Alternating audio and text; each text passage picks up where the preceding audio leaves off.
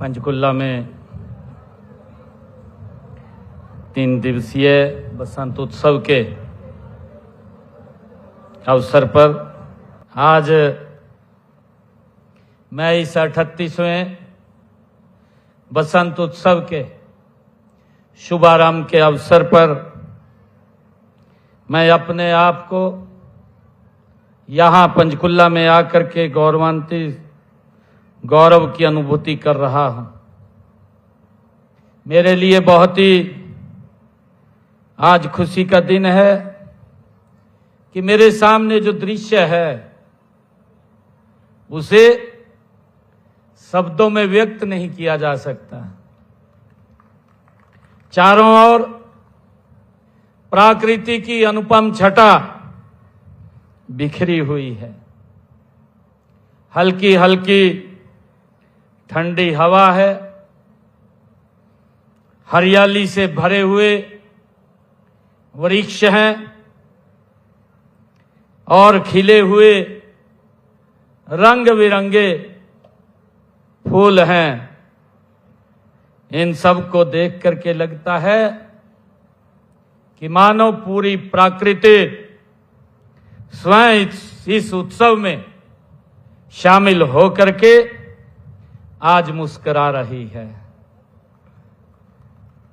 इस वसंत उत्सव की मैं खुशबू ये हर दिल में जब बसंत उत्सव आता है तो एक नई ऊर्जा का ये संचार होता है। मैं आप सबको बसंत उत्सव की ढेर सारी बधाई और शुभकामनाएं देता हूं।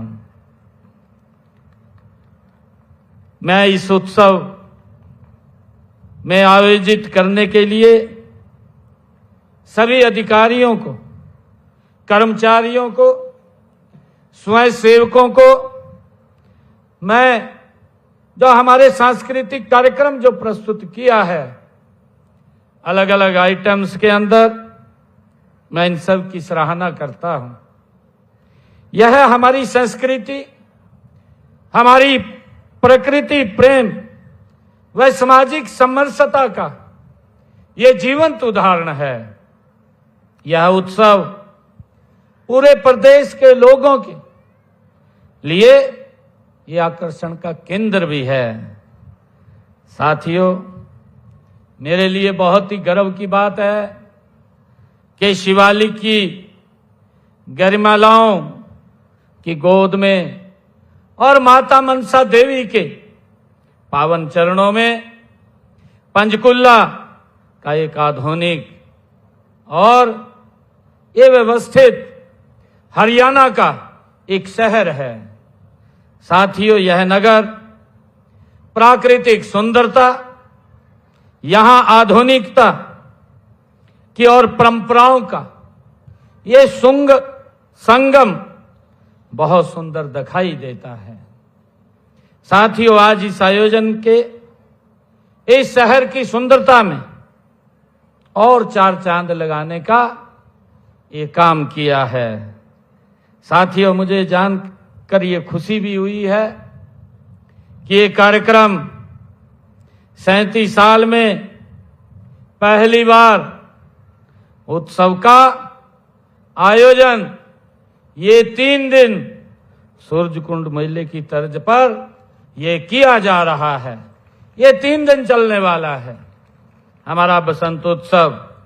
और इसके साथ ही रख रखाव के लिए साल भर से बंद जो एशिया का सबसे बड़ा कैक्सक गार्डन भी जनता के लिए वो खोला गया है।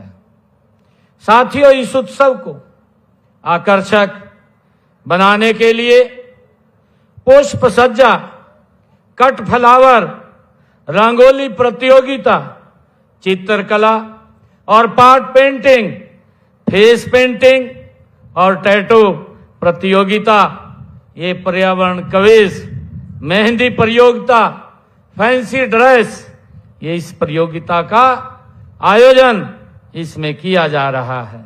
मैं इन सभी प्रतियोगिताओं में भाग लेने वाले प्रतिभागियों को भी मैं बहुत बहुत बधाई और शुभकामनाएं देता हूं।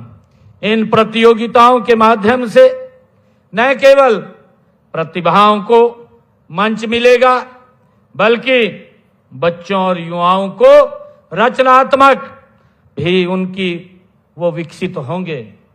साथियों, मैं आशा करता हूं कि वे पूरे उत्साह के साथ अपनी प्रतिभा का इस मंच के माध्यम से वो प्रदर्शन करेंगे। साथियों, भारत विश्व का एक ऐसा देश है जहां प्रकृति ने अनेक ऋतुओं को वरदान दिया है। हर ऋतु अपने आप में एक नई अनुभूति और नई ऊर्जा ये लेकर के आती है। साथियों, हमारे देश की संस्कृति भी ऋतुओं के साथ गहराई से ये जुड़ी हुई है। साथियों, इसलिए इस ऋतु के आगमन पर कोई न कोई पर्व या उत्सव वो मनाया जाता है। और साथियों, वसंत ऋतु को तो विशेष रूप से आनंद, नवजीवन और उमंग की ऋतु माना गया है।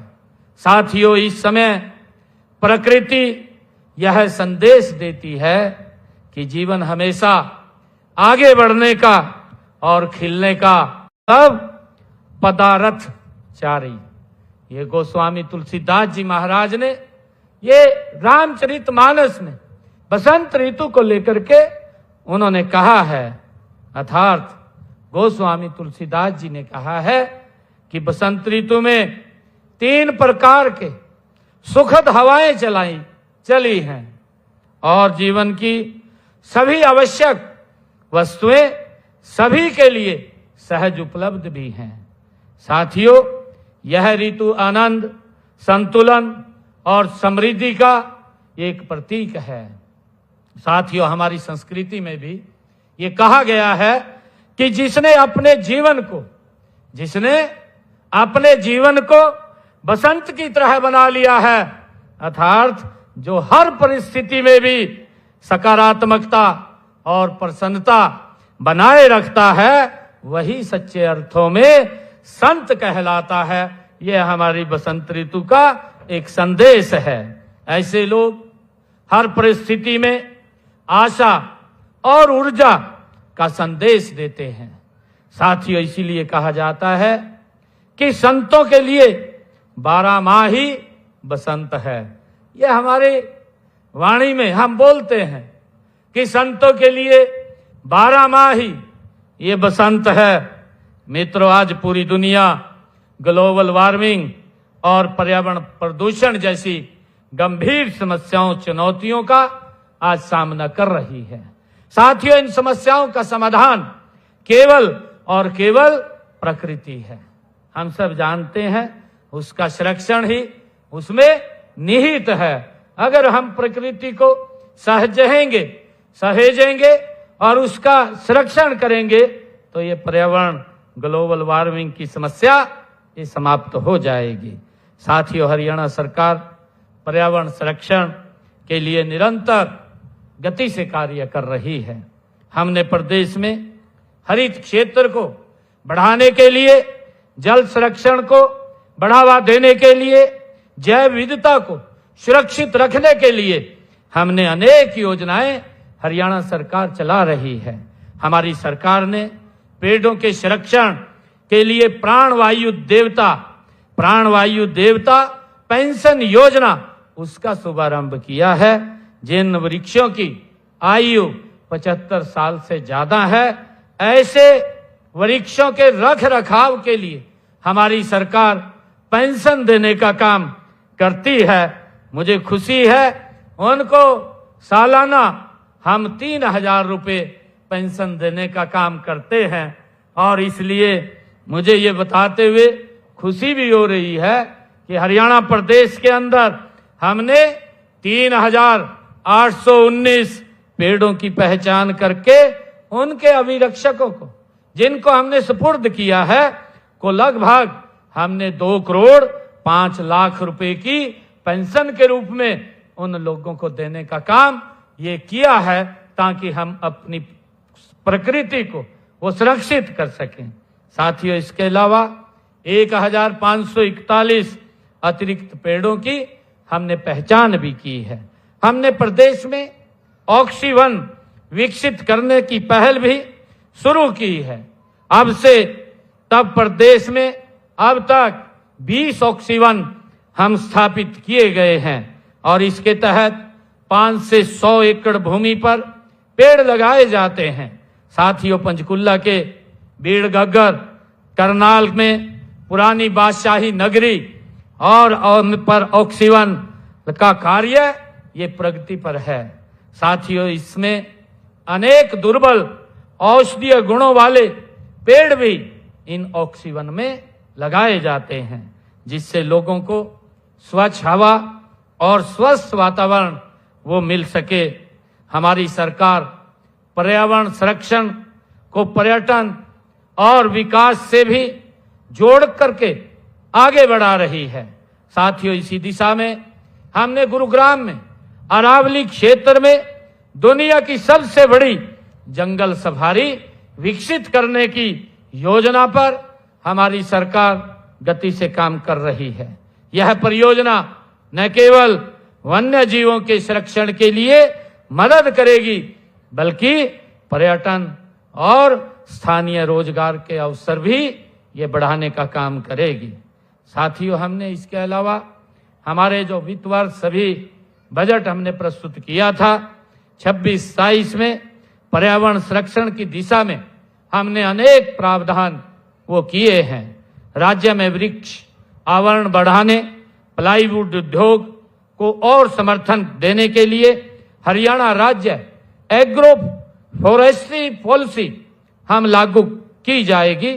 इसके लिए हमने कहा है, एक पेड़ मां के नाम अभियान के तहत पंचायत भूमि और सार्वजनिक भूमि पर बड़े पैमाने पर पौधारोपण अभियान चलाया जाएगा। पवित्र उपवन संरक्षण के लिए सभी पवित्र उपवन को अधिसूचित भी किया जाएगा। साथियों, गांव हसनपुर करनाल में वन विभाग की 100 एकड़ भूमि में लगभग 50 करोड़ रुपए की लागत से एक डियर पार्क भी बनाया जा रहा है। साथियों, वसंत उत्सव में हमें जीवन को एक नए दृष्टिकोण से देखने की प्रेरणा देता है। जिस प्रकार पतझड़ के बाद पेड़ों पर नई कपोलें वो आती हैं, उसी प्रकार हमें भी अपने जीवन में नई शुरुआत करने का संकल्प इस बसंत उत्सव के अवसर पर हमें लेना चाहिए। यह उत्सव हमें सिखाता है कि परिवर्तन प्रकृति का नियम है। साथियों, और सकारात्मक परिवर्तन ही प्रगति की ओर ले जाता है। देश के यशस्वी प्रधानमंत्री आदरणीय मोदी जी ने जो विकसित भारत का संकल्प लिया है, उसमें हम सब की बड़ी भूमिका है। आज इस अवसर पर आप सभी से इतनी भारी संख्या में मेरी मातृशक्ति यहाँ आई है। मैं आग्रह भी करना चाहूंगा कि इस उत्सव को जीवन के एक नए दृष्टिकोण के रूप में हम अपनाएं। हम सब मिलकर के यह संकल्प लें कि हम अपने पर्यावरण को स्वच्छ और अधिक से अधिक वृक्षारोपण करेंगे और जल संरक्षण को हम अपनाएंगे और अपने आसपास के क्षेत्र को हम स्वच्छता उसमें बनाए रखेंगे। साथियों, मुझे पूरा विश्वास है कि पंचकुला का यह वसंत उत्सव आने वाले वर्षों में और अधिक भव्य ये रूप लेगा और पूरे देश में अपनी एक अलग ये पहचान बनाने का ये काम करेगा। यह उत्सव प्रकृति प्रेमी, सांस्कृतिक समृद्धि और सामाजिक एकता का ये प्रतीक बन करके ये आगे बढ़ता रहेगा। मैं एक बार फिर आप सभी को 38वें ये वसंत उत्सव की हार्दिक बधाई और शुभकामनाएं देता हूं। आप सभी पूरे उत्साह और आनंद के साथ इस उत्सव का आनंद लेंगे। ये मुझे पूरा विश्वास है। आप अपने परिवार और मित्रजनों के साथ यहाँ बिताए गए इन पलों को आप यादगार बनाएंगे और जीवन में वसंत की इस सकारात्मकता ऊर्जा को हमेशा आप बनाए रखेंगे। और हमारे जो सांस्कृतिक जिन्होंने यहाँ कार्यक्रम प्रस्तुत किया है और अभी ये 3 दिन और चलने वाला है, इसमें हमारे पंचकुला के आसपास क्षेत्र के सभी महानुभाव जो आकर के इस प्रकृति का आनंद लेंगे, इस बसंत उत्सव का आनंद लेंगे, मैं सभी को बहुत बहुत बधाई और शुभकामनाएं देता हूं। इन्हीं शब्दों के साथ आप सबका धन्यवाद। जय हिंद, जय भारत, जय भारत मां।